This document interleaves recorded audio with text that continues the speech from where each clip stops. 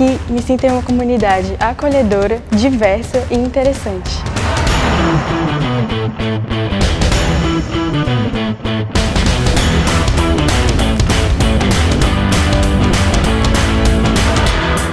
Eu gosto muito de sentar com os meus amigos, a gente conversa e compartilha as experiências que a gente teve ao redor do mundo. O que para mim faz diferença é ter professores que são totalmente acessíveis e que me ajudam a encontrar o meu caminho. O diferencial do DP não é só o que acontece dentro da sala de aula, mas as inúmeras atividades extracurriculares que enriquecem o aprendizado.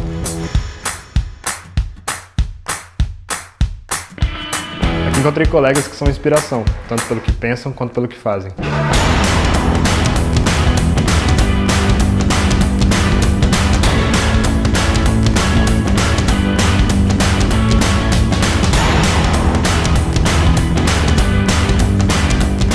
Por mais seja um ambiente acadêmico, nós realmente nos importamos com as pessoas e com as aplicações no mundo real.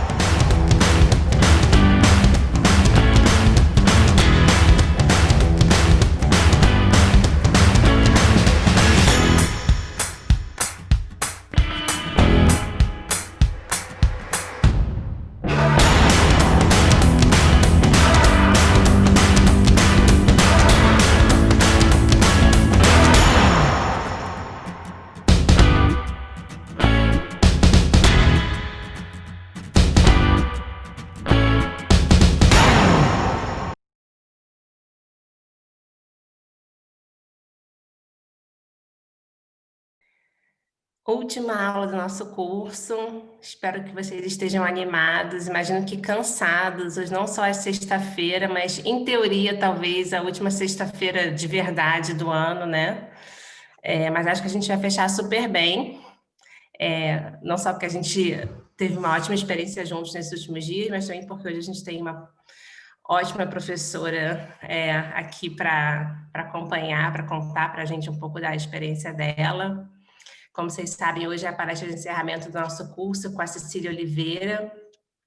A Cecília é jornalista, pós-graduada em Criminalidade e Segurança Pública, em Administração Pública, com ênfase em Gestão Social, cursou Política de Drogas pela Universidade do Texas e pela Latin American Advocacy Fellowship no programa de Drug Policy Reform, como bolsista da Open Society em Londres.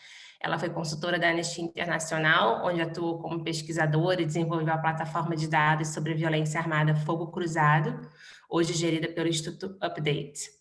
Foi consultora de comunicação da LEAP Brasil e assessora de comunicação no Programa de Redução da Violência Letal contra Adolescentes e Jovens, uma iniciativa do Observatório de Favelas realizada em conjunto com a Unicef e a Secretaria de Direitos Humanos da Presidência da República. Coordenou a equipe de comunicação das redes da Maré, editorando o jornal Maré de Notícias.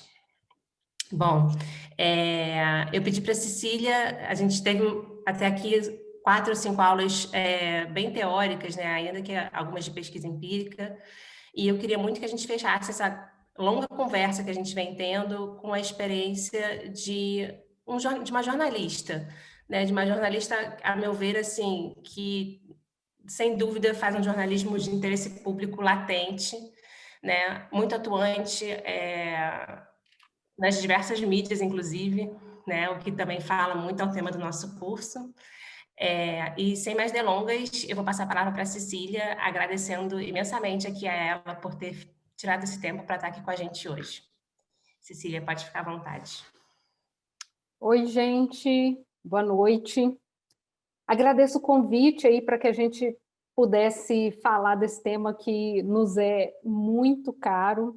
Sempre foi, né? Porque a desinformação, fake news não é invenção desse século, não é uma novidade dos nossos tempos, mas as coisas foram aí aprimorando com a internet, com o WhatsApp. Então, tem mais coisas aí para que a gente possa pensar. E eu estava dando uma olhada no que vocês já ouviram aqui no curso, em tudo que vocês aprenderam com os outros professores, né? Então, vocês puderam observar esse esse fenômeno do ponto de vista jurídico, sociológico, filosófico. Então, eu vou trazer aqui para vocês, vamos dizer assim, a parte prática, como que a gente lida com isso aqui no andar de baixo. Como que as coisas estouram aqui na mão da gente, e é basicamente esse Deus nos acuda que a gente tem assistido diariamente. E eu trabalho especificamente mais diante de segurança pública. E segurança pública é um campo assim disputadíssimo, muito concorrido em relação à desinformação e fake news, muito suscetível a teorias de conspiração e correntes maldosas e mentirosas mesmo, porque é um tema assim, por um lado, ele é muito imbuído de pré-conceitos mesmo, né, em relação ao que é a segurança pública, que as pessoas enxergam. Fala segurança pública, as pessoas pensam polícia, não pensa em segurança pública como um direito constitucional, inclusive, né? Assim como a gente tem direito à educação, a segurança pública entra ali nesse mesmo rol. E a gente não pensa segurança pública nesses termos.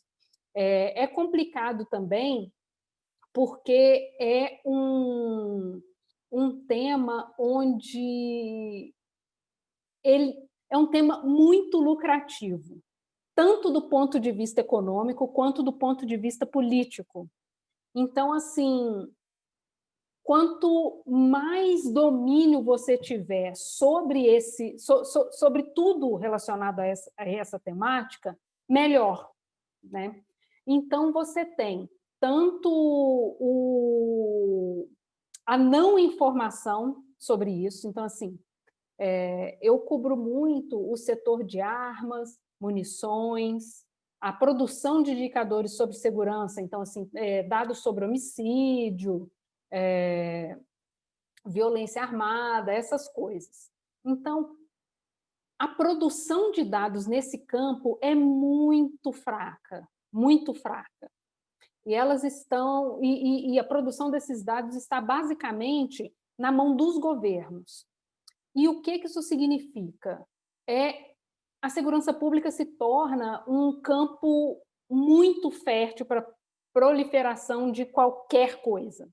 Porque é aquilo, se você não tem a informação, quem te apresentar a informação, sendo ela verdadeira ou falsa, está no lucro. Está no lucro, porque é isso, não existe vácuo da informação. A informação vai existir, porque alguém vai dar. E aí você tem esse campo fértil para proliferação de qualquer tipo de informação, de teoria, porque você tem esse vácuo ali. Você tem também a escolha de muitos governos de não produzir informações relacionadas à segurança pública, porque, por um lado, isso é um recibo de que o governo é frágil, falho, fraco na execução de políticas públicas de segurança, e também porque se você produzir as informações de fato, quando você passar esse recibo, você vai literalmente dizer: eu estou fazendo a coisa errada, eu estou resolvendo, eu não vou resolver esse problema porque eu estou tomando decisões erradas. Então, especificamente dentro de segurança, e aí a gente pode, não só em segurança, mas a gente pode falar inclusive sobre isso em qualquer situação onde você precisa de mais informações do que o senso comum básico, que eu quero dizer. Porque aí se o governo produz essa informação e passa esse recibo de que a coisa está dando errado, ele perde em duas frentes. Porque em segurança pública, aquilo que você mostra como problema, de um lado, te deixa com a porta aberta para poder apresentar a solução. Então, assim, é um jogo de ganha-ganha, porque você pode usar a segurança para dizer, olha, está dando muito errado, a gente vai ter que... E aí você pode completar a frase como você quiser. Você pode colocar aí redução da maioridade penal, endurecimento das leis, liberação do porte de posse de armas. Você pode colocar aí, completando essa frase, qualquer coisa, basicamente.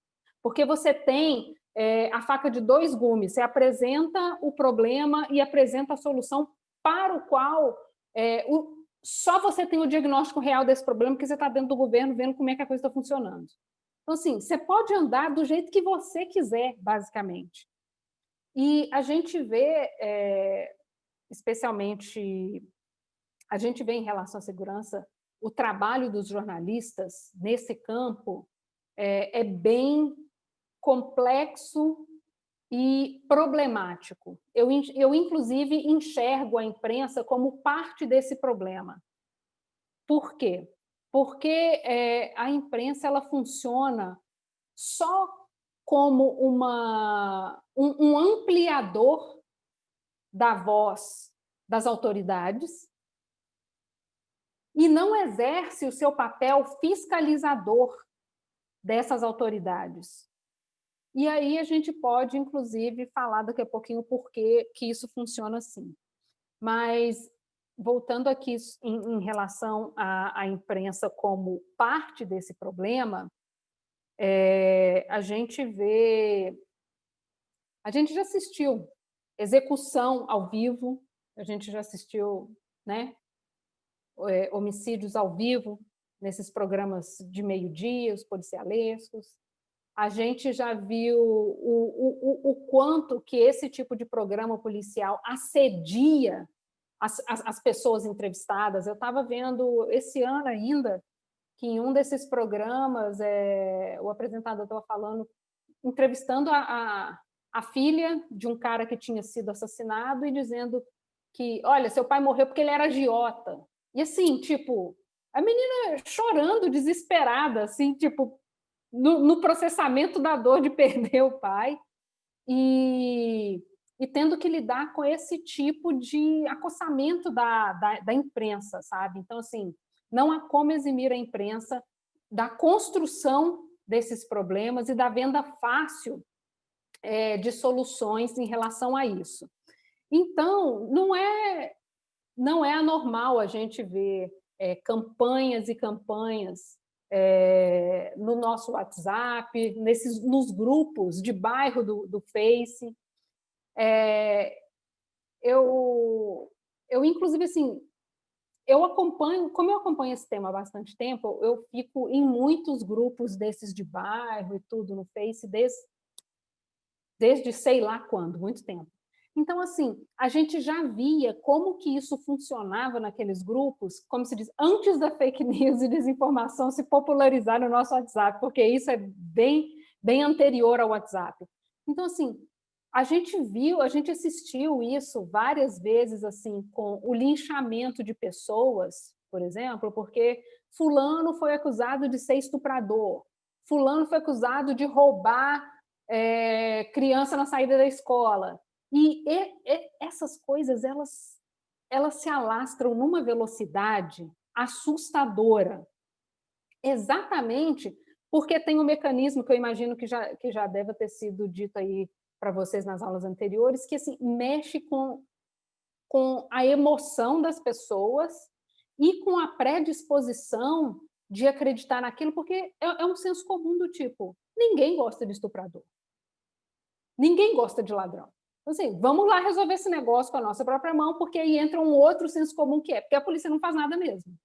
Então, assim, isso se ancora em várias redes e é aquilo, mesmo não sendo verdade, tem todas as nuances para que aquilo pareça ser uma verdade, porque todo mundo concorda com alguma parte daquela coisa e aquilo precisa se tomar uma ação, e aí as pessoas começam a debater aquele assunto, vão inflamando, e a hora que você vê, lincharam uma pessoa, acabou o assunto, sabe? E a gente já viu esses vídeos viralizando né, com as pessoas sendo perseguidas, linchadas, tendo suas reputações destruídas. E aí a gente lembra de outros casos assim, vamos puxar lá na pré-história das fake news, né, e da desinformação, que foi o caso célebre da imprensa, que foi a escola base, né, e foi assim, foi um caso extremamente absurdo. Estou vendo aqui que vocês são novos, nos quadradinhos aqui estou vendo muita gente nova, então não sei se todo mundo está ambientado com o caso da escola base, mas foi um caso onde alguns familiares de alunos denunciaram alguns funcionários, um funcionário da escola, por pedofilia, né, por tocar indevidamente crianças. E é aquilo. Quem suporta isso? É inadmissível, isso não tem conversa. Então, assim, a coisa foi escalando rapidamente. E ali a gente viu como foi falho o trabalho da imprensa, porque... E olha que é isso, vamos dizer, a gente estava numa era analógica, né? Hoje, a imprensa está muito mais desesperada para dar as coisas muito mais rápido, porque a velocidade da informação mudou. É tudo muito mais urgente. Então, assim, se aquilo foi feito sem o devido cuidado na era analógica, olha como que isso pode acontecer hoje, né? Até porque hoje a gente não tem só a imprensa como imprensa mesmo, do jeito que a gente conhece, TV tal, jornal tal. Mas a gente tem microcomunicadores espalhando as coisas. Então, isso ganha outra velocidade e também tem um impacto muito aumentado. E aí, voltando aqui na questão que eu disse sobre a responsabilidade da imprensa nessas situações, a gente tem essa questão que eu disse sobre a urgência da cobertura, a velocidade da informação, mas a gente tem também o sucateamento da profissão, porque a gente tem as redações sendo enxugadas, dia após dia você vê 5, 10, 15 pessoas sendo demitidas, e quem fica nessas redações, ela tem que trabalhar por mais um, por mais dois, ela tem que dar conta.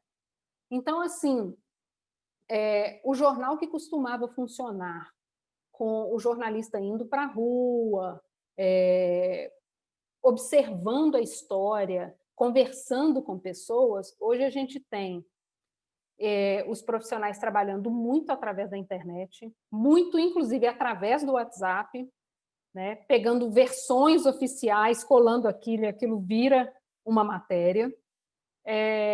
Então, assim, essa pessoa ela não tem tempo de se aprofundar nas histórias, se dedicar, cobrir aquilo de uma forma mais dedicada.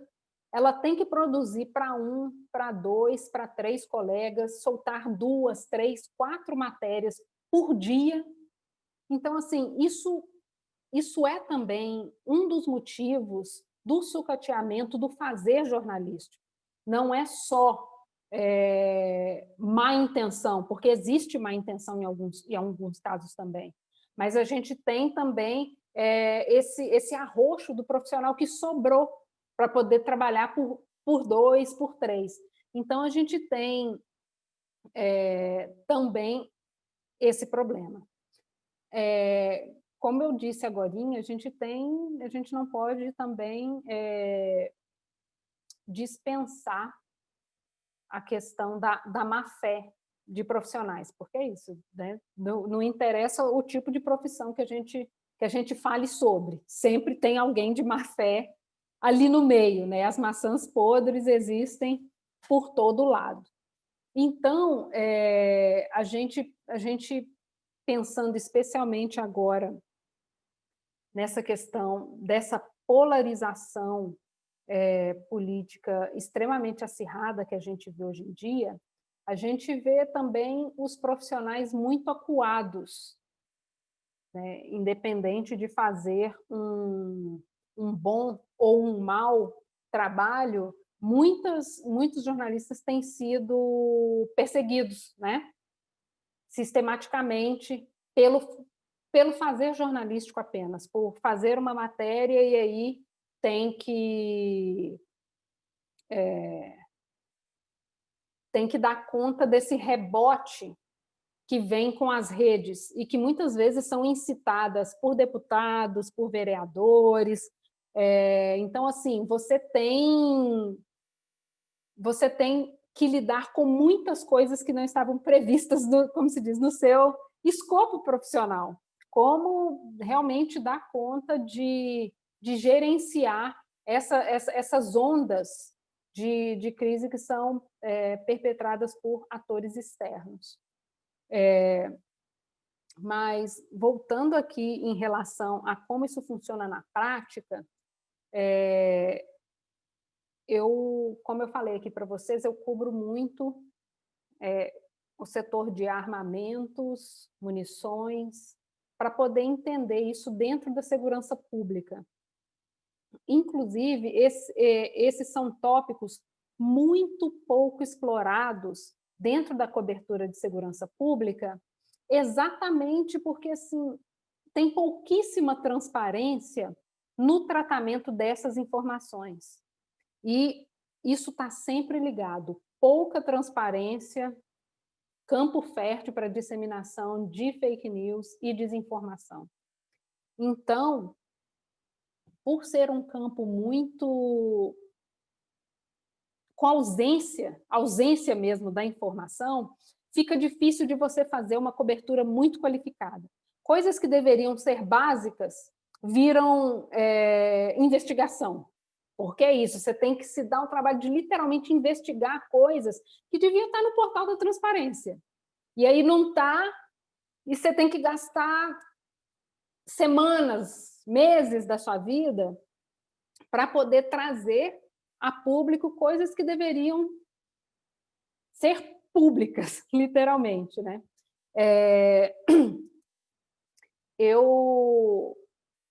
O Brasil, ele é um dos países menos transparentes em relação ao mercado de armamentos e munições. Então, assim, ele é mundialmente conhecido pela falta de transparência nesse setor. E isso te faz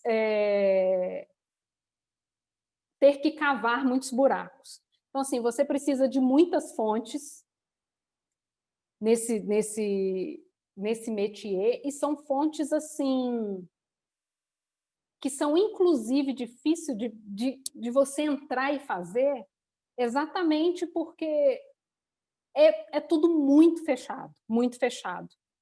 Então, eu trouxe aqui para vocês alguns exemplos de matérias que eu fiz assim, que foi tentando cavar um buraco, cavar outro buraco, para poder conseguir ter o mínimo de informação, e aí é isso, uma coisa vai passando para a outra. Deixa eu colocar aqui para vocês essa aqui.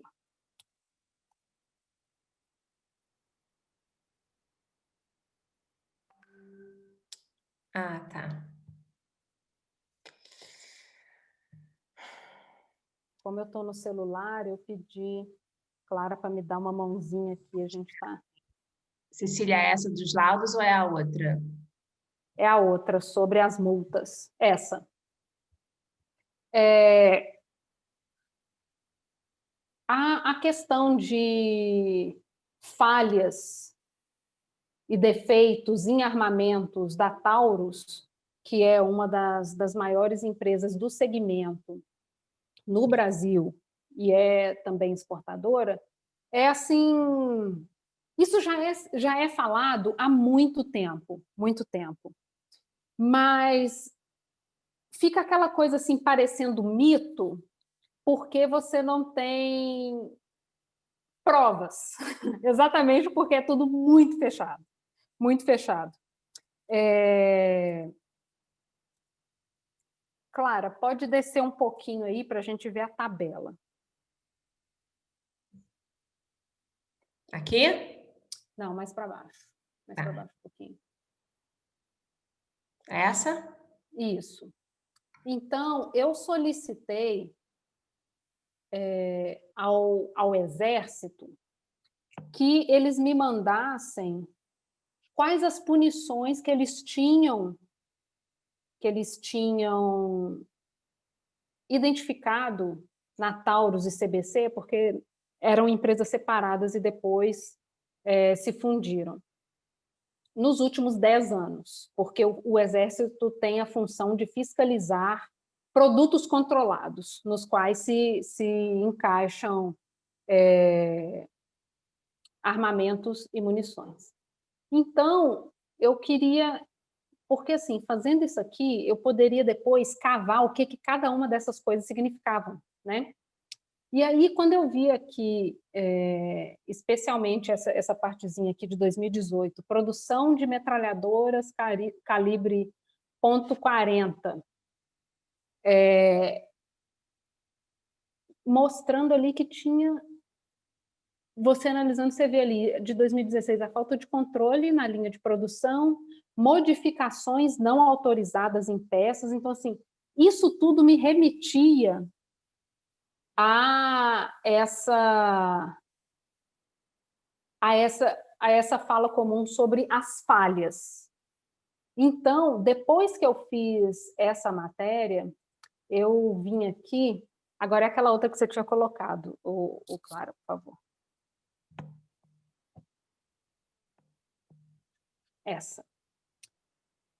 Essa matéria eu demorei, tipo, 5 anos para poder conseguir juntar todos os documentos.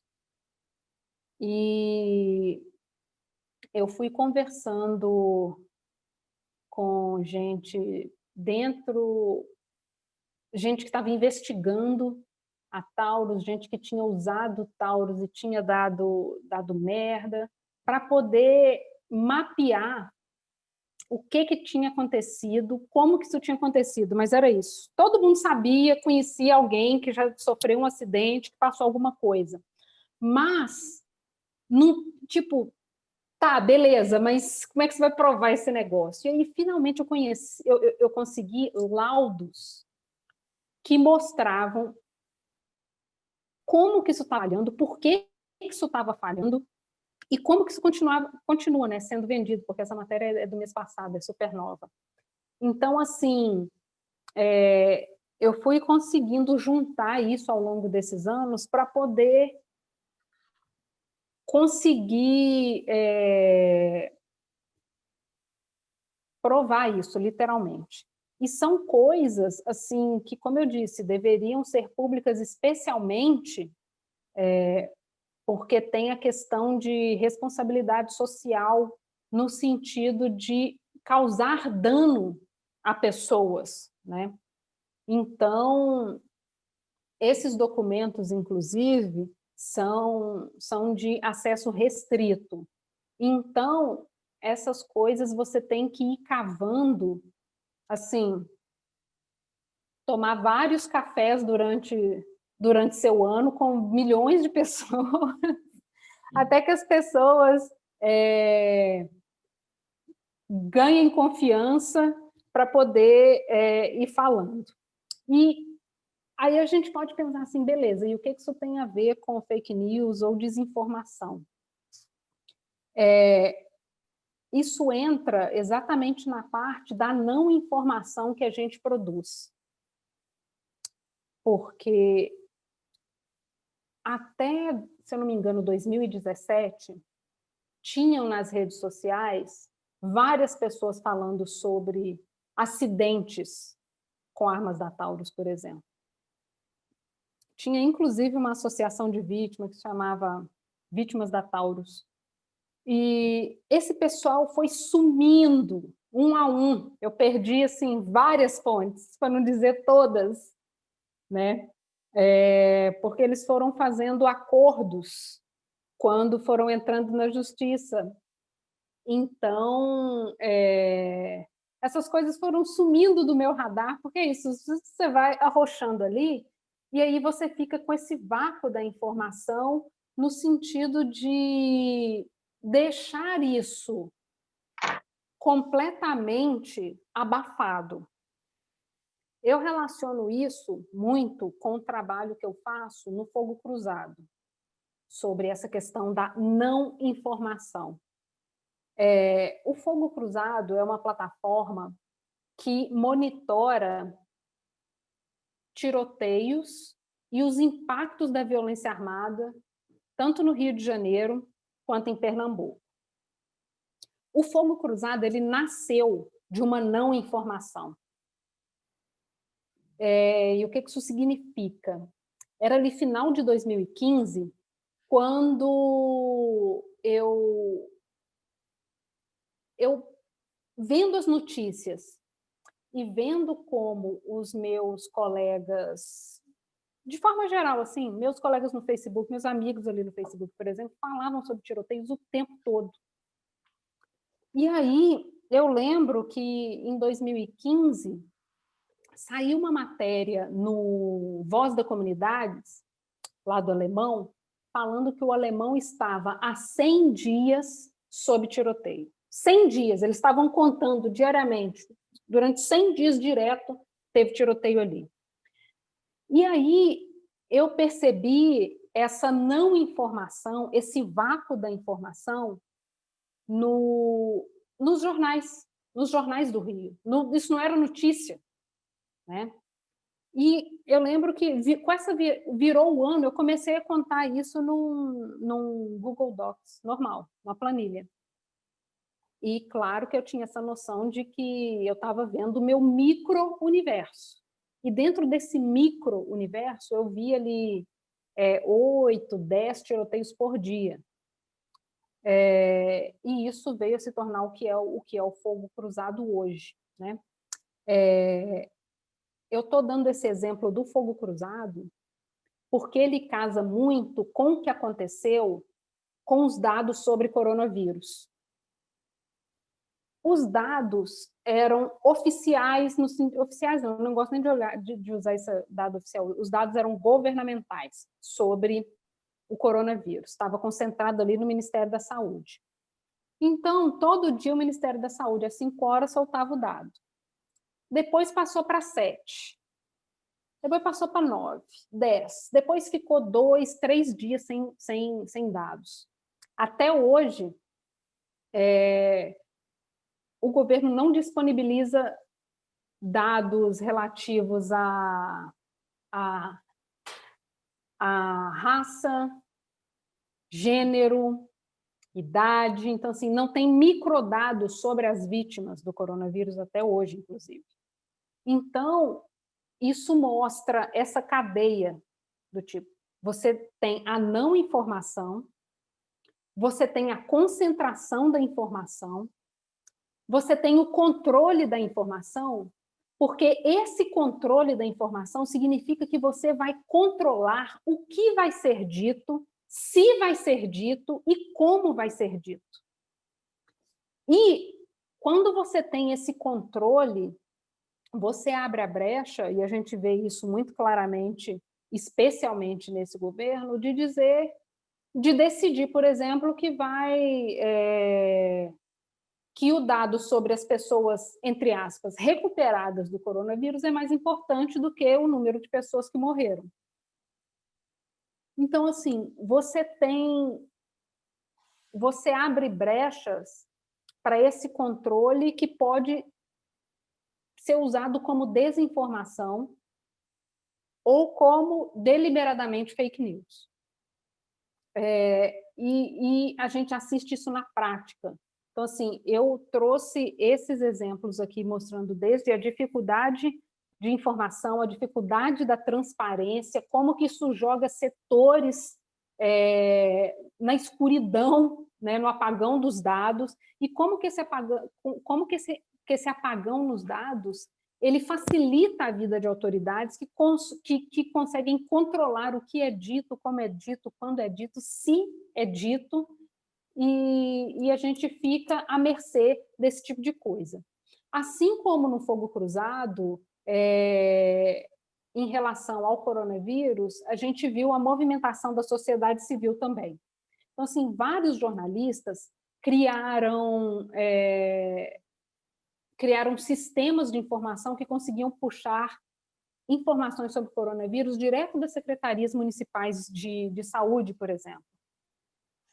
E depois isso a gente viu isso também num grande consórcio entre grandes jornais para poder conseguir puxar essas informações. Então a gente consegue ver assim que há como você dar uma volta nisso aí para que não seja terra fértil de proliferação de absurdos, né, que é o que a gente tem visto. E quando a gente pensa assim nessa diferença do cenário, né, em relação à desinformação e informação falsa, tempos atrás e agora, eu vejo que, como eu disse, não é lá uma novidade, mas a gente aprimorou isso de certa forma. Então, assim, aquilo que era muitas vezes uma fofoca no seu bairro, hoje não é difícil ver isso como discurso na boca de pessoas eleitas. Então, isso ganha uma outra dimensão, né? O problema ganha outra dimensão, os impactos são absurdamente em outra escala, com outros impactos, e assim, a gente não tem noção ainda do preço que a gente vai pagar por isso, né? Na verdade, a gente vai receber esse boleto, vai chegar mais tarde, mas vai chegar. Então, é importante assim que a gente tenha essa noção da importância do trabalho jornalístico dentro desse aspecto. A imprensa ela vem sendo descredibilizada sistematicamente há um tempo. Isso também não é novidade. A novidade agora é em relação a o quão violenta é essa descredibilização, o quão corrente isso vem acontecendo, né? Mas a gente tem essas preocupações dentro do jornalismo, mas a gente viu que durante essa pandemia, por exemplo, o que aconteceu? O acesso aos portais de comunicação convencionais cresceu muitíssimo, muitíssimo. Então, a gente vê que, assim, quando o cinto apertou, né, a informação, as pessoas viram o preço dessa informação de novo, o quanto que ela é importante, o quanto que é importante ser crível, e o quanto que o jornalismo é importante. Mas, ao mesmo tempo que a gente viu isso, a gente viu também muito jornalista ser demitido nesse período. Então, assim, a gente precisa repensar o modelo de comunicação como um todo, absolutamente como um todo. Porque também não é novidade para a gente que os veículos de comunicação eles são extremamente concentrados. Também não é novidade para a gente de que muitos políticos detêm licenças de comunicação, né? Então, assim, é super normal, entre aspas, ter um político que é dono de uma TV, dono do Jornal da Cidade, dono da rádio. Então, isso já era massivamente usado para informar e desinformar de acordo com a vontade dessas pessoas, assim, há muito tempo. O problema é que agora a gente está vendo isso em larga escala, né? uma super escala. Mas isso já não era novidade para a gente, né? A gente vê que a concentração dos meios de comunicação ele é muito focado, obviamente, em pessoas que têm muito dinheiro e que têm seus próprios interesses, obviamente. O que aí a gente, inclusive, cai num outro mito em relação à informação, que é o mito da imparcialidade, porque esses jornais, eles têm, todo jornal, né, todos os jornais têm linha editorial, todos os jornais têm dono, né? Então, essas coisas, assim, tipo, muitas coisas já eram feitas em pequena escala e muito discretamente. O negócio é que agora a coisa fermentou, saiu do controle, né? Mas esses problemas que hoje a gente vê em grande escala, eles já existiam em alguma medida. Mas, para não dizer que eu sou uma pessoa muito desesperançosa, sempre assim, trazendo péssimos vieses sobre o jornalismo, que são reais, a gente tem também o florescimento de novos meios, novos veículos de comunicação. Então, a gente tem veículos como agência pública, como o próprio Intercept, a gente tem a Ponte Jornalismo, a gente tem a Gênero e Número. Então, assim, você tem outros jornais nascendo, florescendo e, inclusive, dando às pessoas a oportunidade de financiar o tipo de jornalismo que você quer, o tipo de jornalismo que você acredita, né? Então, assim, todos esses jornais que eu citei têm financiamento coletivo aberto. Então, assim, você pode colaborar e financiar o tipo de jornalismo que você quer ver. Então, assim, você tem, obviamente, os grandes jornais trabalhando em outro nível de produção, grande escala, é uma fábrica de notícias mesmo, mas você tem essa opção de trabalhar, mesmo que em menor escala, mas fazendo coisas assim que vão forçando as engrenagens a funcionar, de alguma forma ou de outra. Então, eu acredito que o trabalho que a gente faz no jornalismo e o modo como a gente tem enfrentado essa onda maior, mais polpuda de desinformação e fake news pode ajudar a reestruturar o jornalismo.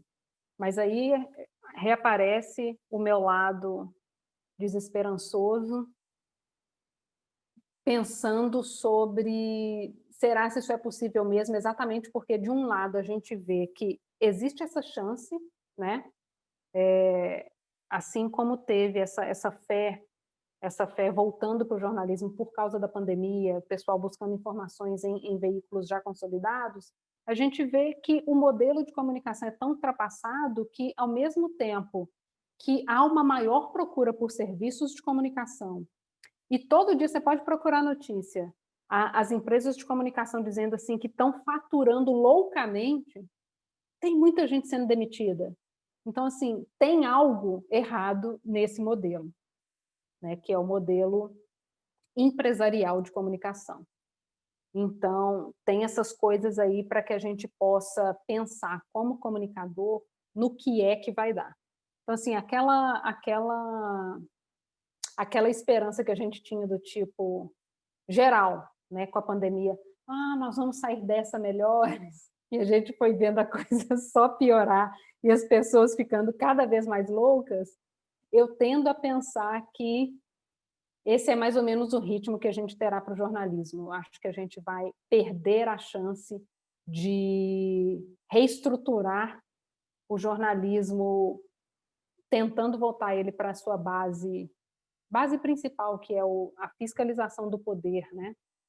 Porque o jornalismo hoje é visto como muitos, como o próprio poder. E aí a gente entra naquela teoria da comunicação do quarto poder, porque é isso mesmo. Então é isso, gente. Espero as perguntas de vocês para ver para que lado a gente leva esse papo. Muito obrigada, Cecília. Nossa, eu estou super feliz de ter te escutado, assim, eu acho que complementa mesmo muito bem as conversas que a gente tinha tido antes, sabe? A gente tem falado muito sobre diagnósticos e a última aula a gente falou muito sobre possíveis soluções regulatórias, né? O que o governo, que tipo de lei, que tipo de política pública, mas a gente não tinha parado para pensar ainda na questão da transparência que você falou, né? Dos espaços de não informação, né? E como às vezes a resposta ao fomento de um ambiente que não seja um ambiente de desinformação passa por outras coisas que estão meio que em paralelo, mas que em algum ponto vão confluir, né? E assim, isso faz de fato todo sentido, né? Uma coisa que eu fiquei pensando também durante a sua fala, e isso é até uma pergunta de pesquisa que eu já tive para mim, né? Porque a gente tem uma tradição de não regulação das comunicações no Brasil, né? Ou de pseudo-regulação, ou até de não regulação, na minha opinião. Então, a gente até tem, né, assim, se você pegar índices internacionais de liberdade de imprensa e tudo mais, o Brasil nunca foi bem colocado, né? Por muitos motivos, por essa falta de regulação, pela questão de coronelismo, assim, esse termo coronelismo eletrônico que se usa, né, para essas outorgas de TV e mídia, para grupos políticos já consagrados, também pela questão de violência contra jornalistas, que também precede esse momento de polarização, né? Sempre teve muita violência física, ameaça, assassinato de jornalistas mesmo no país, e também a questão de judicialização, né, do excesso de judicialização contra o jornalismo e tudo mais. Então, isso tudo sempre meio que fomentou um ambiente, assim, que não é um ambiente de liberdade de imprensa ideal, né? A gente sai de uma ditadura, onde havia censura prévia, entra num regime constitucional onde a censura prévia é proibida, beleza, mas a gente já tem todas essas questões institucionais e sociais que meio que impedem, né?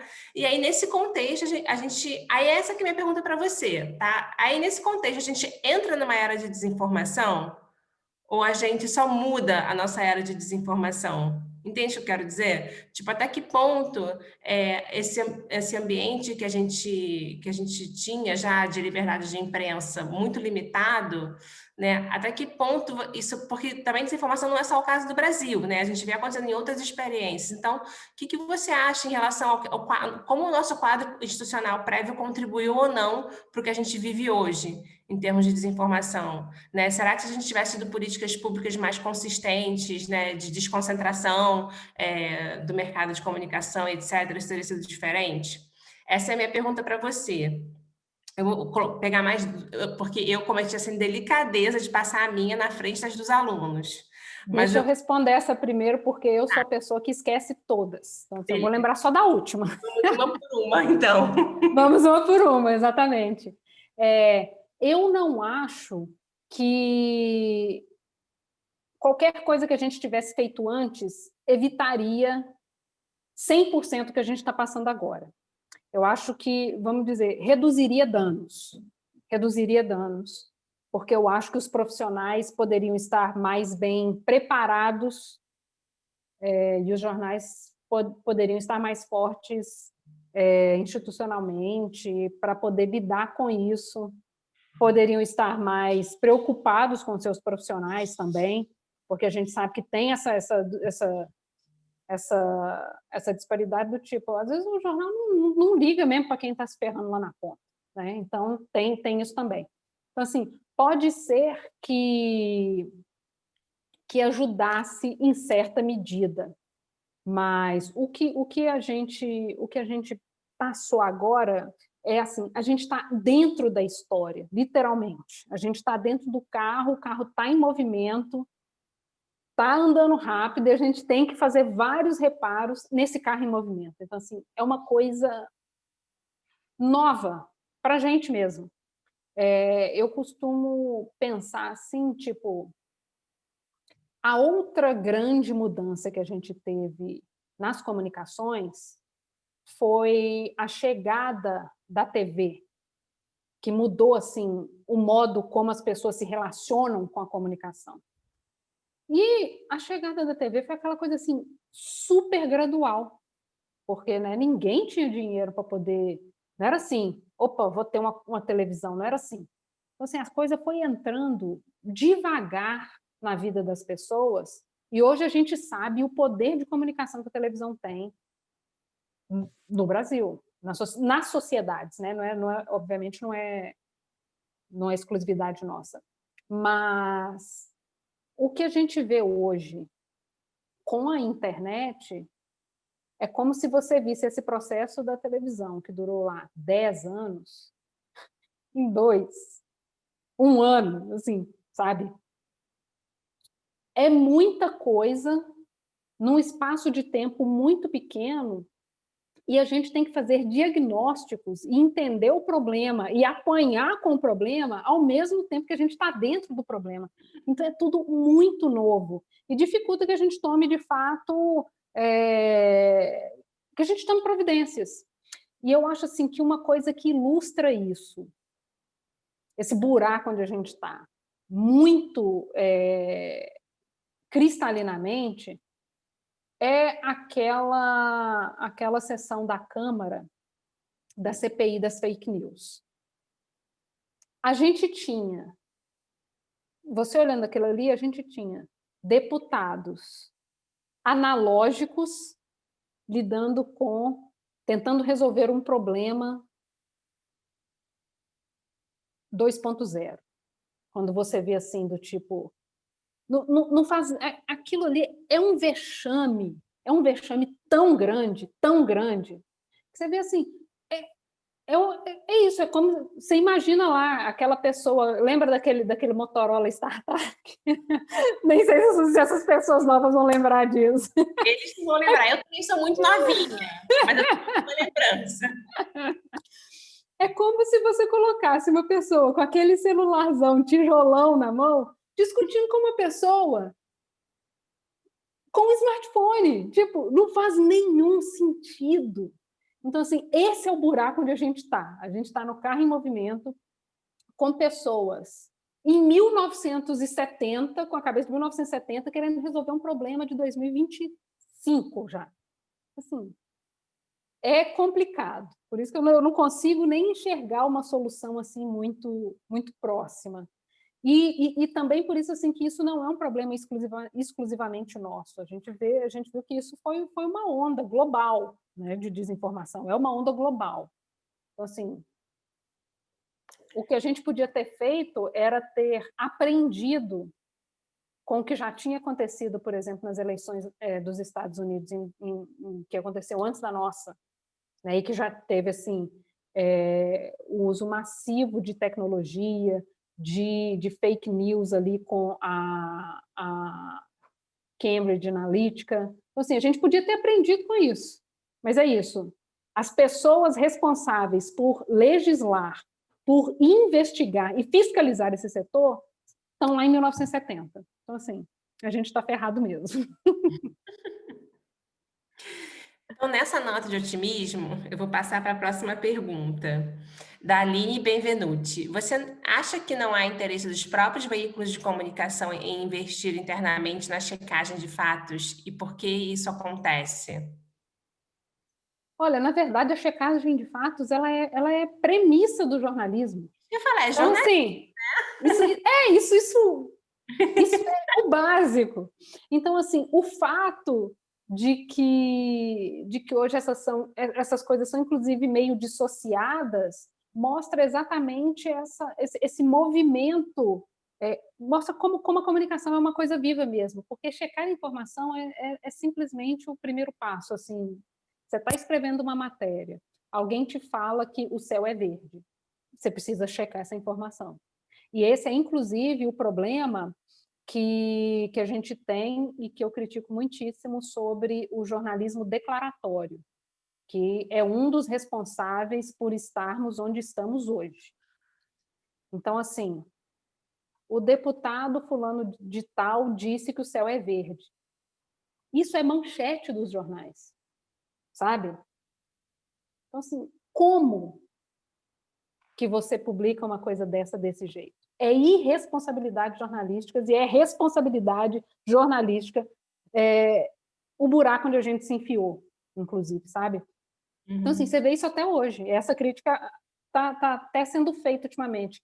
Mas aí você vê isso. Então, assim, hoje você vê uma coisa ou uma manchete ou outra dizendo do tipo, sem provas, fulano diz que o céu é verde. Então, assim, não Nossa, é não dizer, é. não é não dizer, mas tem a diferença entre o fulano declarar que o céu é verde e o fulano mentir que o céu é verde, né? São duas coisas absolutamente diferentes e que você vê cotidianamente no jornalismo. Dito profissional, hein? Dito profissional. Próxima pergunta do Mário Felipe Cavalcante. Na sua opinião, a desmediatização, citando, é o Byung-Chul Han, né, Mário? Fenômeno que tem oportunizado também a desinformação, não seria um fenômeno que de algum modo refletiria uma espécie de cansaço das pessoas e, portanto, da agenda pública, das eventuais manipulações gestadas pela agenda midiática? Ou seja, um sentimento de comprometimento da mídia organizada com certa pauta política e econômica alheia a seus interesses.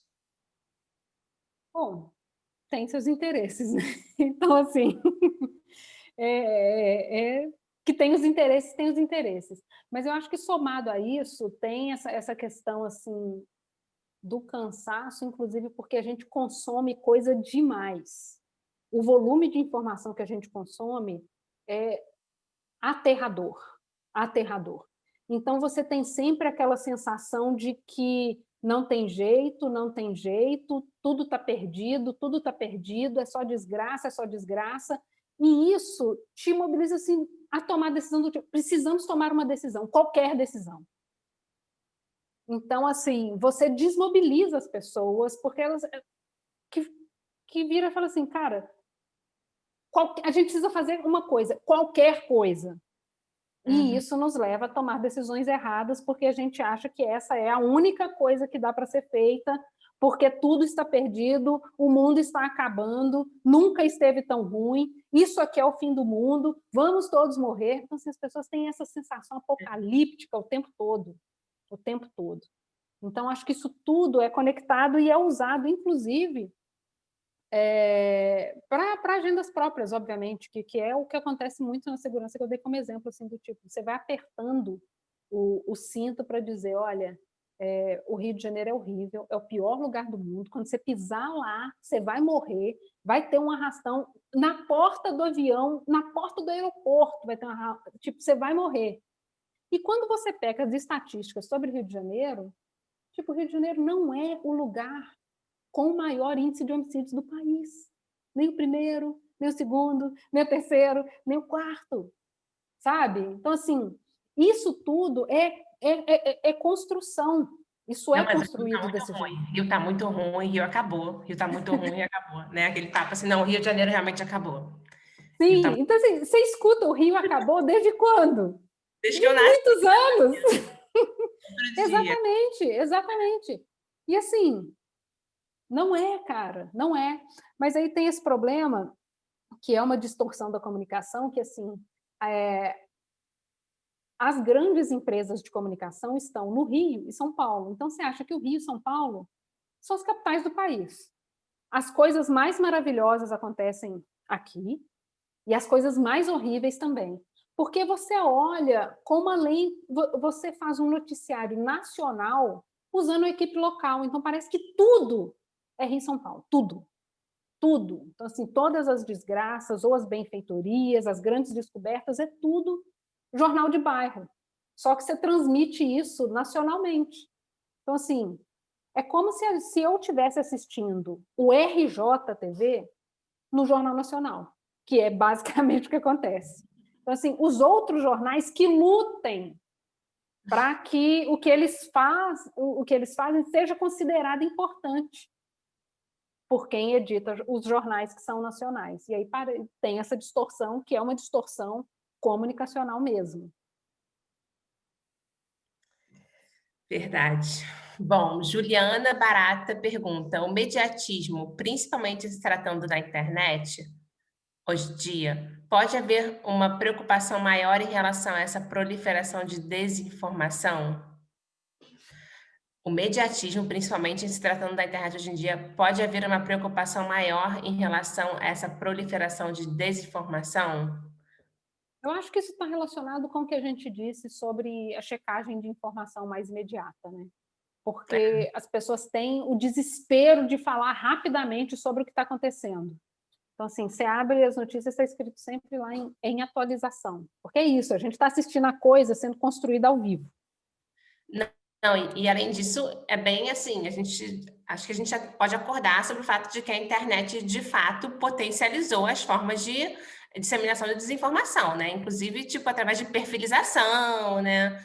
Uso de algoritmo, né? Para você traçar perfis, inclusive políticos, e mandar conteúdos que as pessoas vão estar mais propensas a acreditar. Então, assim, Você cria pessoas e situações o tempo todo. Então, assim, uma coisa que deveria ser pequena, fica enorme. Alguém que não deveria ter espaço nenhum é capa de jornal, capa de revista. Então, assim, sim. fica desse jeito. É muito doido. Mário Felipe, mais 2 vezes aqui. Em sua opinião, qual o principal... Tá muito empolgado, Mário, tô gostando. Em sua opinião, qual o principal desafio do jornalismo profissional nos novos tempos de Big Data e crise das democracias? Uf! Você vai resolver. Eu acho que o desafio inicial é elas se importarem com democracia. Acho que não importa. Eu acho que são agentes dos problemas que a gente tem, inclusive, né? A gente vê agora, por exemplo, a gente está no meio dessa confusão, coronavírus, desse jeito. Vocês viram a capa da Veja dessa semana? Cara, É a milésima vez. É É a inacreditável. milésima vez que o Guedes fala que ano que vem a gente vai crescer 4%. Isso é a mistura de tudo que a gente disse. É o jornalismo declaratório mais rasteiro e barato de um cara falando uma groselha sem nenhum plano na mão, sendo reverberado nacionalmente. E assim, como se esse cara não fosse parte do problema, sabe? Assim, a imprensa é parte desse problema. Ela não vai trazer a solução por si só. É só quando ela se sente ameaçada. E por isso que eu digo que a gente precisa fortalecer outras espécies de jornalismo. Porque, assim, o jornalismo comercial é isso, ele é comercial, cara. Assim, depende de para onde ele quer ir, ele vai. E vai usar todos os meios para chegar onde quer. Então, assim, a primeira coisa do jornalismo é se importar com a democracia, porque não se importa. E a outra pergunta do Mário. Mário, pode mandar todas, tá? Enquanto a gente tiver tempo, eu tô brincando, você sabe que eu adoro. Qual a recepção do jornalismo investigativo pelos agentes públicos ao longo desses últimos governos federais? No seu sentido, o governo atual é mais descomprometido com a transparência dessas informações de interesse público? Absolutamente. Inclusive, muitas bases de dados sumiram assim, dos portais, né? Os portais tiveram seus endereços alterados, muitos documentos foram tirados da internet. Então, absolutamente, isso é um problema. E ao mesmo tempo, assim, eu acho que eles não se importam assim com o que está acontecendo, sabe?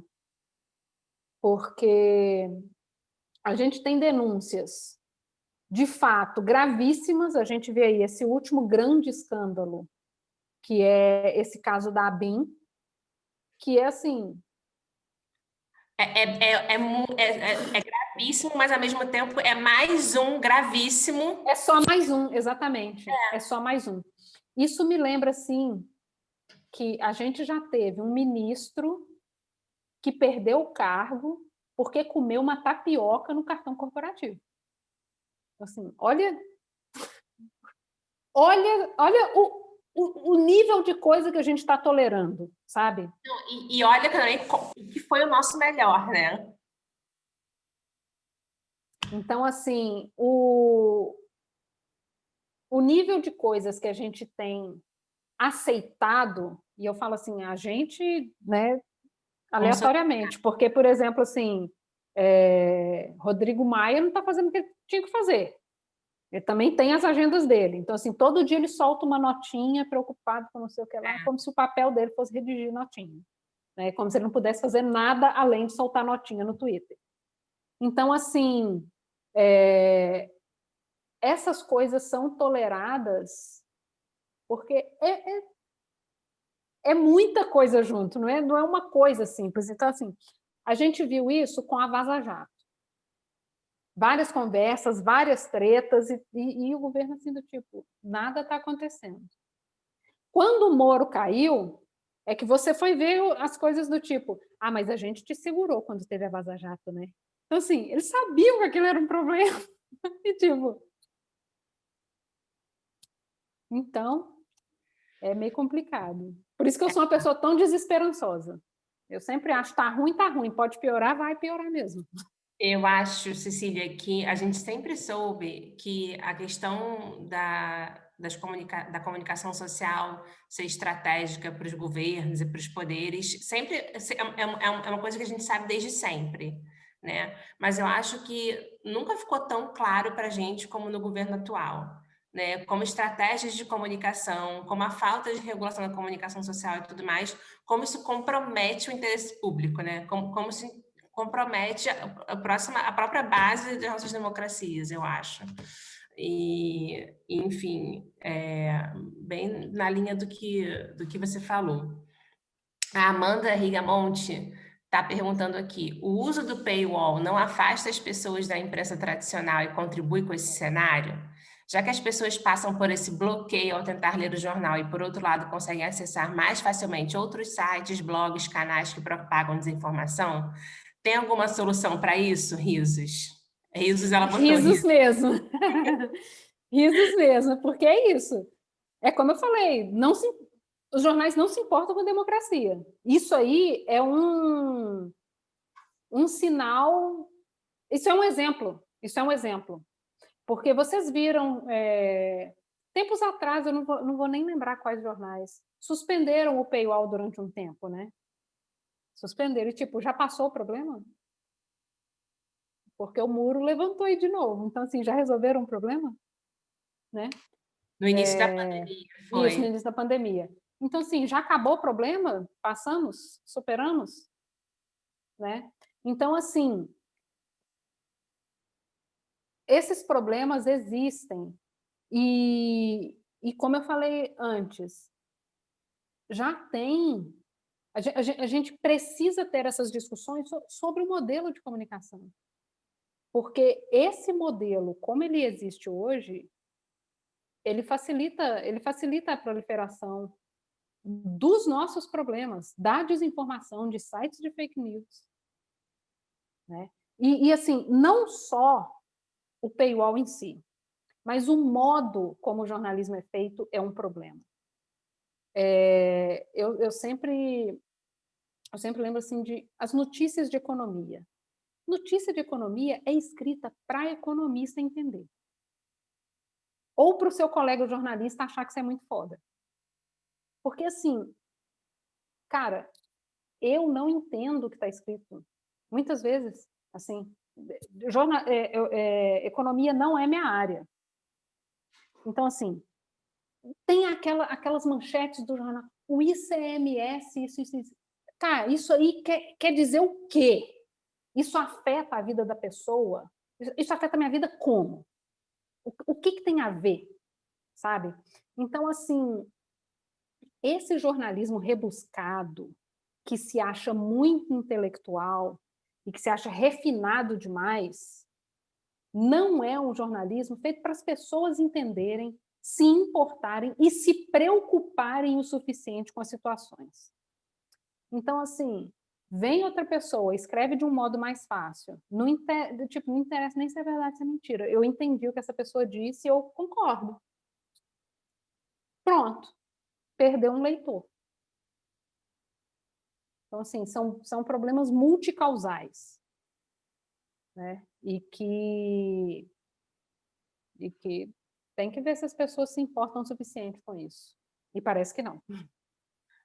E eu acho também, ô, Cecília, que a gente não pode esquecer que diante de um paywall, a pessoa vai para outra mídia, né, que não tem paywall, que divulga desinformação, mas essa mídia também ela tem o seu financiamento, né?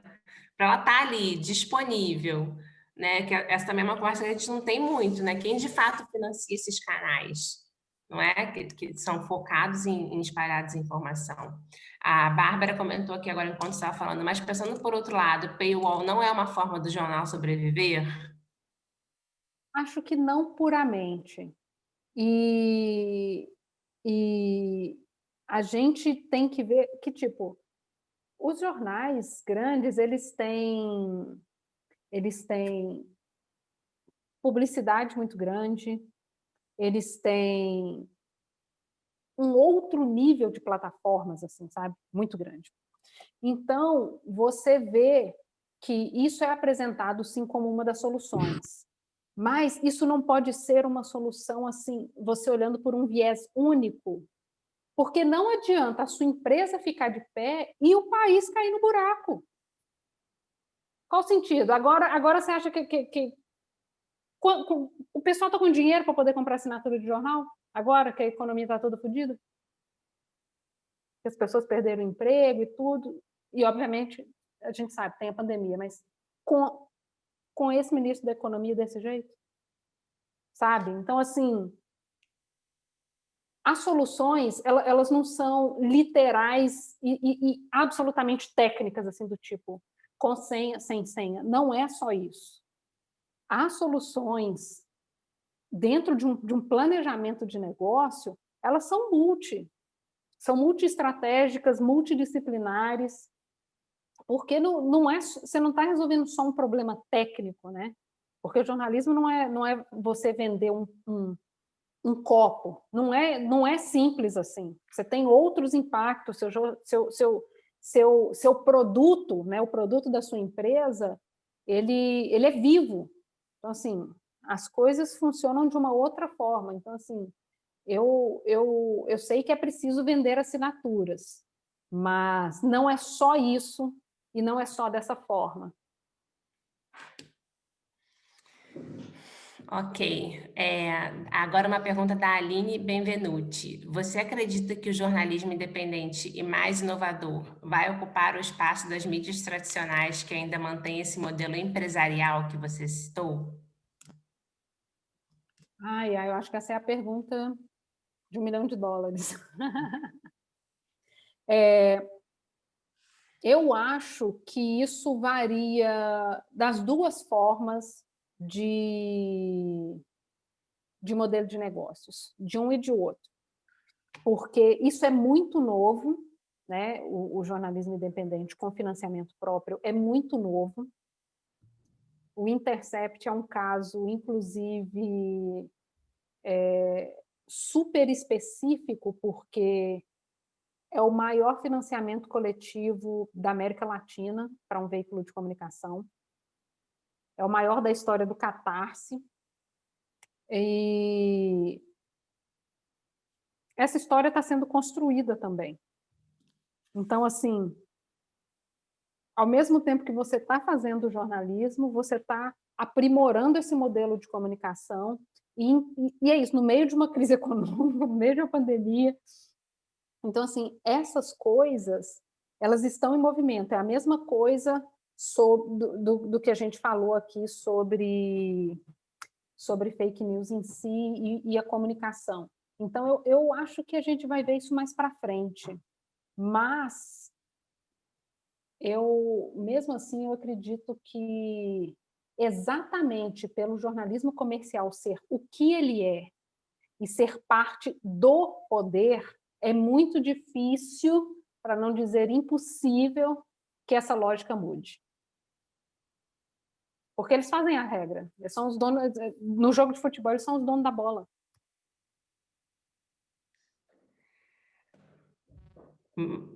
Mário, eu estava quase fazendo uma, mas eu vou passar a sua na frente. Porque eu passei a minha na frente da sua, então agora é a sua vez. Mas eu vou guardar a minha. Cecília, na sua opinião, qual o maior desafio da Vaza Jato, portanto, das investigações do TIB sobre politização da Lava Jato para 2021, 2022? O que é TIB, Olha, Mário? Tibi, da Tipo, Intercept Brasil. tá. Brasil, isso. Eu acho que os desafios são intangentes ao jornalismo, inclusive, porque tudo o que poderia ser feito do ponto de vista do jornalismo foi feito. As histórias foram reveladas, as coisas foram mostradas, o que tinha para ser publicado foi publicado. O negócio é que agora as coisas são em outras instâncias, né? E aí entra esse problema, esse exemplo que eu disse, é isso, a gente já teve um ministro que caiu por causa de uma tapioca, e agora a gente tem tudo que a gente mostrou, assim, houve andamentos, mas eu acho que, tipo, a gente vinha de... O governo Bolsonaro estava muito fresco, né? Quando começou a Vaza Jato. Então, vamos dizer assim, que a gente ainda tinha esperanças, a gente ainda tinha algumas esperanças de que as instituições iriam funcionar, né? E as coisas não ocorreram como a gente imaginou que poderiam ocorrer. Então, isso dá uma sensação de frustração, como se, porra, isso não deu em nada. Mas, assim, a gente viu que coisas foram revistas. Foi revista a questão da prisão em segunda instância, foi reavaliada algumas delações. A gente viu, assim, que essas coisas foram sendo refeitas, reavaliadas. A gente vê agora o Moro nessa nova empresa aí dele, nesse novo trabalho, e sendo questionado pela atuação dele na Lava Jato, diante do que a Vaza Jato mostrou. Então, assim, a gente esperava muita coisa, e a gente foi tendo uma coisinha ou outra, porque a gente estava acostumado com o modo como as soluções eram dadas antigamente. Então, parece que a gente nadou e morreu na praia. E não, a gente teve bons andamentos, mas não era tudo que a gente esperava. Então, acho assim que o que a gente pode esperar... Cara, olha o que a gente tem... Eu acho difícil a gente esperar alguma coisa, sinceramente, porque agora a gente tem isso da ABIN. A gente tem os absurdos todos da rachadinha. Sabe? Assim, por isso que eu não tenho esperança de nada mais. Mas, Cecília, você não acha, assim, é claro que o jornalismo ele tem um papel de trazer as coisas à tona e aí, como você falou, tipo, não cabe mais a ele, cabe às instituições funcionarem, né? Para que o que tem que ser feito com essas informações seja feito, né? E que isso tenha consequências. Mas eu não sei se é ingenuidade demais da minha parte, mas em algum nível o jornalismo também é um fim em si mesmo, entende? Tipo, mesmo que as instituições não funcionem. Sim, o que tinha para ser feito foi feito. Na praia é nadar. Sim, sim. Porque isso tem que vir, isso tem que vir, né, à tona, assim. Então. Sim. O que cabe ao jornalismo fazer tem sido feito. Tem sido feito. A gente fica com essa sensação de que deu em nada em outras instâncias, não a instância do jornalismo em si. Amanda Rigamonte, tem uma coisa que me intriga muito, que é como eu acesso aquela pessoa que propaga fake news, mesmo sem acreditar plenamente naquilo. Eu estou muito sem acreditar no potencial das pessoas, achando que está cada vez pior isso do vou acreditar no que quiser acreditar. O que podemos fazer como jornalistas para mudar esse cenário, desse espaço que ganhou a desinformação? Tudo bem, Amanda, eu li, nem reparei que estava errado. Vai. Ai, gente, é uma pergunta complexa, porque assim, eu vejo isso pela minha própria experiência, assim, do tipo... é difícil ter paciência. Porque, assim, o que você quer fazer? Você quer virar e falar, não é possível que você é tão burro. É isso que você quer fazer, sabe? Basicamente. Não é possível! Não é possível, assim. Porque são coisas assim... Gente, bem no início da pandemia, bem no início, eu cometi a insanidade de voltar para o Facebook. Eu sei, responsabilidade minha, loucuras da minha parte. E aí, eu deparei com um colega da época de adolescência, assim, muito tempo atrás. Cara, e ele estava falando sobre o coronavírus, que o cachorro dele já tinha tomado a vacina, porque existia vacina para cachorro, e que esse episódio do coronavírus tinha passado nos Simpsons em 1994. Falei, não é possível. Não é possível que esse é o nível, sabe, assim. Falei, meu Deus do céu. Isso, e eu falei assim, tipo, não adianta você chegar ali e chamar essa pessoa de burra. Não adianta, por mais que você queira. E você acha que, como jornalista, você tenta ganhar essa pessoa? Ou você acha Eu tentei. Eu tentei. Eu fui lá discutir, assim, do tipo... muito cordialmente mesmo, sabe? Eu fui muito cordialmente discutir. E fui apresentando outras coisas. O negócio é você ter muita paciência, cara. Muita paciência. E paciência é uma coisa que a gente não tem mesmo. Mas você precisa ter muita paciência porque, assim, cai dentro disso das outras coisas que a gente já falou sobre o tipo de informação que chega nessas pessoas. Então, assim, a nossa rede de informações não chega nessas pessoas. Então, assim, até hoje, eu ainda faço esse sacrifício que é simplesmente usar o Google para poder pegar outras notícias e jogar lá, de preferência em forma de vídeo, porque as pessoas não leem. Então, assim, eu fiz isso mesmo, eu fiz esse sacrifício, ainda voltei lá várias vezes. E o que é pior, o pai desse meu colega morreu de coronavírus e ele nega. Nega.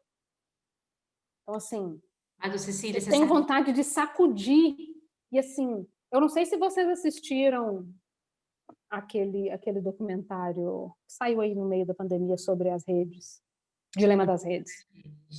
Aquilo, tem um cara que ele fala uma coisa ali, que ele fala assim, olha, eu perdi minha mãe. A mulher que eu conheci e a mulher que eu vejo hoje é irrecuperável. A minha mãe não existe mais. Não existe mais. Então, assim, essa sensação de impotência e de que as coisas são irreversíveis é muito bizarro, mas é muito real. Eu tenho essa sensação com esse colega, por exemplo, assim, do tipo, porra, seu pai morreu e você tá nessa ainda, assim? Como? Sabe? E é super real. Ô, Cecília, eu vou te falar, na aula do Rafael e da Fernanda Bruna, a Fernanda Bruna é psicóloga, que eu te falei, especializada em mídia e comunicação, né? E ela estava falando que a pesquisa dela mais atual, assim, ela olha justamente para como essa sociedade algorítmica, essa constante curadoria do que você vê e tudo mais, te joga ainda mais para um espaço de rejeição de qualquer coisa que não é aquilo que você concorda, que não é aquilo que você vê, a ponto de você não acreditar, você não ver aquilo que não é a sua convicção. E ela falou que ela está até estudando esses casos, por exemplo, de pessoas que invadiram hospitais na pandemia, né, de um senhor na praia que saiu jogando as cruzes no chão de uma manifestação que teve pelas vítimas e tudo mais, né? E ela fala disso, assim, até depois, quando a aula for para o YouTube, se você estiver interessada, foi até uma fala super interessante a dela nesse sentido, né? Dessa recepção da pessoa e de como esse ambiente de desinformação e de curadoria algorítmica contribui para a pessoa ficar ainda mais reativa a qualquer coisa que venha de fora. É exatamente isso. É assim, a pessoa, ela está te falando o que você já estava pensando que era. Você simplesmente vira, não falei? Era isso mesmo. Assim, cai como uma luva. É sob medida mesmo, é sob medida. Então, assim, é super complexo. Bom, gente, eu vou começar a dar uma acelerada, porque a gente está com 6 minutos só. Amanda, não, já foi da Amanda. Soraya, o modelo de financiamento da imprensa pela publicidade está decadente, o de paywall não funciona, qual o caminho? Editais, financiamento de leitores? Temos visto vários projetos passando pires para continuar o trabalho. Eu não tenho essa resposta 100%. Já falou um pouco disso, né? Da questão A gente está no meio do negócio e é isso, tem que ir testando mesmo. Não tem, essa solução não existe. A gente vê veículos diferentes com modelos de sustentabilidade diferentes, apostando em coisas diferentes exatamente porque isso está no meio da coisa. Você está com o carro andando e tendo que fazer andar. Aí tem um desabafo aqui do Carlos Eduardo Bertinho. Eu estava tentando acreditar nas pessoas. Poderia parar por aí, mas ele continua nos últimos tempos. Mas esta semana minha tia disse para minha mãe que eu faço parte da Ursal e que a vacina vai implantar um chip nas pessoas para controlá-las. Por isso eu desisti. Talvez seja melhor desistir, Carlos, da sua tia nesse caso. Ainda mais essa aí que é velha. A Ursal é muito velha já.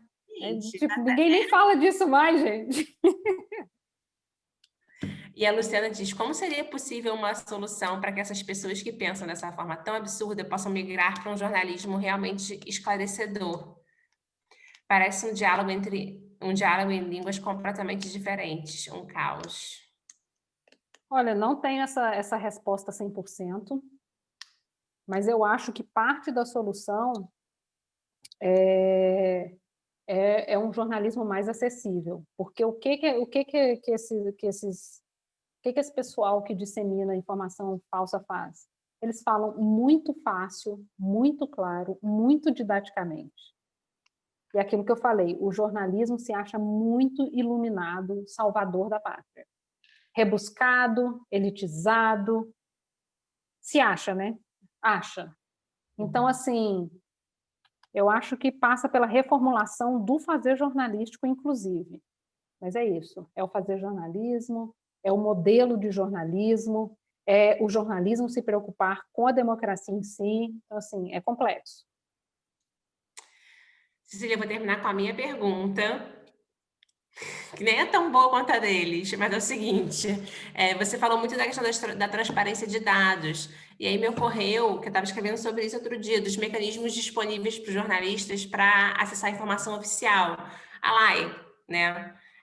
Aí eu queria te perguntar, qual é a sua experiência com os mecanismos disponíveis na LAI? Assim, você costuma ter sucesso com seus pedidos? Oi?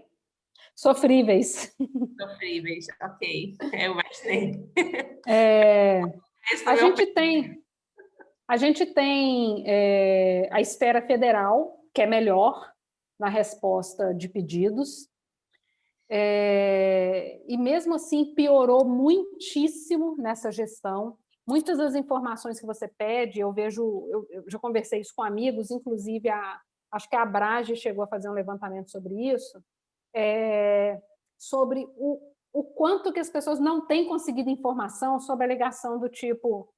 Porque você tem umas coisas que você pode alegar para não dar informação, né? Do tipo segredo industrial, segurança nacional. Olha, esse dado que você pediu é muito complexo, a gente não tem ninguém para poder fazer a planilha do jeito que você quer. Assim, tem vários tipos de desculpas. Nesse caso, aliás, esse caso eu nem passei, que é o caso do vídeo que eu não passei. Eu vou mandar o link para eles. Manda o link aí para eles verem depois. Nessa matéria, eu solicitei a Polícia Federal, Exército, Ministério da Defesa, Ministério da Justiça, eu fui atirando para tudo quanto é lado para poder pedir os lotes das munições que a gente tinha recolhido para poder fazer essa matéria. Fui em todas as instâncias, dos órgãos que eu pedi. Eu sabia que eu estava pedindo, inclusive, para pessoas diferentes a mesma coisa, mas eu tinha que atirar para tudo quanto é lado. Um dizia que não era responsabilidade deles e tal. Isso era mais responsabilidade do Exército, de fato, mas eu queria tentar para ver se eu conseguia com outras pessoas.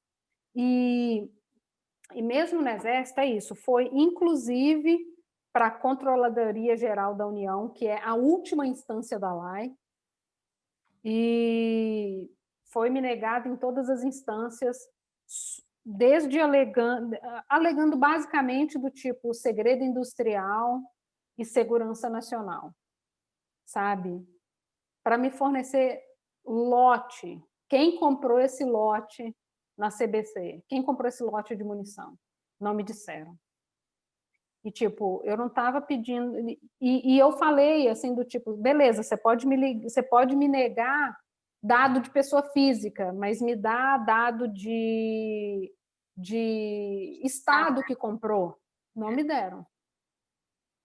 Então, assim, é muito complexo. E acesso à informação em estados é uma cruz. É uma cruz. Então, assim, aqui no Rio é muito difícil, é muito chato. Eu já tive colegas que demoraram, assim, mais de ano para obter uma resposta que deveria ter sido dada em 2 meses, né, juntando todas as instâncias, assim. Eu lembro de uma informação que eu pedi em Goiás sobre o número de policiais que tinham sido desligados da Polícia Civil e da Polícia Militar por cometimento de algum crime, ou seja, pessoas expulsas das forças. Polícia Civil me respondeu de um jeito, Polícia Militar me respondeu de um jeito, me negaram a dar informação porque tinha dado pessoal. Falei, e aí você precisa ir respondendo do tipo, mas eles são condenados, são agentes públicos que perderam o cargo, ou seja, eles feriram certos compromissos públicos que os agentes públicos fazem. Então, a gente precisa saber quem é, isso tem que ser revelado. Então, assim, dependendo do município, e tem município também que nem tem portal de transparência, quanto menor for a instância, mais complicado fica. É um sofrimento. Entendi. Bom, Cecília, a gente não tem mais nenhuma pergunta, a nossa hora já deu, passamos 1 minutinho. Eu queria mais uma vez te agradecer por ter feito esse espaço nesse fim de ano tão atribulado para estar aqui conosco hoje. Eu tenho certeza que eu não consigo pensar numa melhor maneira de fechar esse curso do que ter tido essa conversa com você. Acho que foi super enriquecedor, acrescentou muito ao que a gente tinha conversado até então. E, pessoalmente, acredito que, como muitos aqui, eu também fico feliz de ter podido conhecer você e conversar. Já admirava seu trabalho de longe e agora admiro de um pouquinho mais perto. E também vou agradecer muito. Se você quiser falar, se despedir. Sim, eu quero agradecer mesmo a oportunidade da gente debater isso, sabe? Porque é isso, são as raízes dos nossos problemas. Então, e como eu disse, são problemas multicausais. A gente precisa conversar com gente do direito, da filosofia, da sociologia, quem está na ponta, quem está na academia, para que a gente consiga traçar um diagnóstico melhor, né? Ter mais bagagem para poder entender o tamanho da vala onde a gente está inserido mesmo e tentar pensar como sair disso. Então, obrigada pelo convite, foi um prazer aí estar acompanhada de gente tão boa que veio aí me antecedendo para poder, inclusive, pavimentar a estrada por onde foi possível a gente conversar sobre como isso funciona na ponta. Obrigada pelo convite, obrigada por quem fez um tempinho aí na sexta-feira à noite para poder ouvir. Obrigada, gente. A gente que agradece, Cecília, e vou terminar agradecendo a todos os nossos alunos que prestigiaram o curso ao longo dessa semana, com as suas perguntas, com a sua atenção, com a sua gentileza, com todos os professores, foram super bem recebidos. Estava até falando para a Cecília antes de a gente começar, que no fim de ano tão cansativo, e vocês sabem que eu estou em outro fuso horário, né? Para mim aqui é super tarde, mas estar aqui com vocês e poder trocar foi uma alegria para mim, e eu sou muito grata por essa companhia nesses dias. E fico à disposição de todos vocês, já passei meu ID. Eu assistindo de Portugal, Luciana, tá que nem eu aqui, já zureta. Estou ano cansada. Mas eu espero, já disponibilizei meu e-mail para vocês antes, se eu puder ajudar com qualquer coisa, contem comigo. E, enfim, para fechar, desejo que vocês todos se cuidem, que vocês fiquem saudáveis, que, na medida do possível, vocês tenham um final de ano tranquilo, são, e que 2021 seja melhor para todos nós. Tá bom? Um abraço grande a vocês. Boa noite, gente. Obrigada, gente. Obrigada.